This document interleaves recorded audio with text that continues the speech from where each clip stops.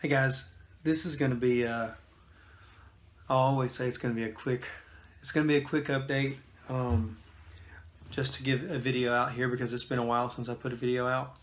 A lot of things have happened. I really have too much ground to cover, so I'm just going to pick a topic and maybe hint at some of the other topics. But first topic I want to talk about is something that happened since my last video. Since my last video, I started weight training on a pretty regular, not as regular as I should have been actually. I mean, looking back on it, I need to exercise more than just once or twice a week, and that's what I've been doing, which is better than nothing. It's a good start. But I'd started taking creatine, and I'd started taking, started the vegan diet. I was eating vegan at that point, and had quit taking caffeine and nicotine. So really, this first video that I'm going to come back with is going to talk about sensitivities and, I guess, detoxing and coming off of a substance, so to speak. So I don't know if I've said this in a prior video, but I'm a very, very, very sensitive individual when it comes to medicines. Like, when it comes to medicines, everything that I've ever done in my life, I've had some type of hypersensitivity to, or really have a pronounced effect on me. In the case of what I'm speaking about specifically here is with creatine. I've read, if you guys have ever thought about creatine or whatever, creatine is one of the most researched, bodybuilding supplements out there that's considered safe. And I was taking the lowest dose, which is 5 grams a day. And for whatever reason, for me, after a good month of the loading phase, which is where you get saturated into your body, your muscle tissue, I got to a point where it was causing me depression. Like, it was bringing my mood down and really making me have bouts of apathy and just kind of mild depression. And I couldn't pinpoint what it was. I thought it was coming off the nicotine, the caffeine kind of stuff. But after I'd stabilized out and been off of it for at least another month off of creatine, because I think I've not made a video in about 2 months, which is a long time between my videos. But I didn't feel like doing anything. Like, I was still trying to adhere to working out and stick with eating my vegan diet, which I did with almost 100%, consistency. It was probably 99% consistent. So I wanted to see what it was causing me that. I stopped doing creatine and it started getting better and better.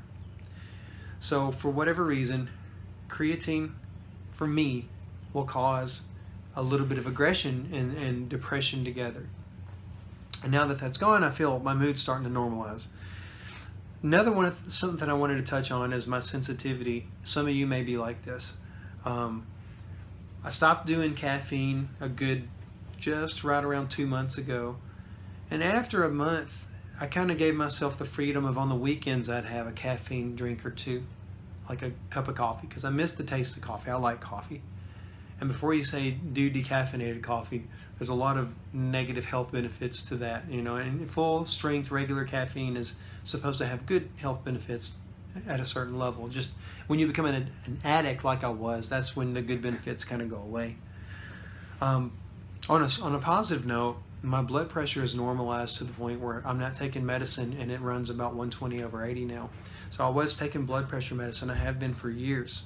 So I've gotten to the point where I don't need blood pressure medicine anymore, and that's fantastic. Caffeine will push that up where you'd still kind of need it a little bit because it elevates blood pressure.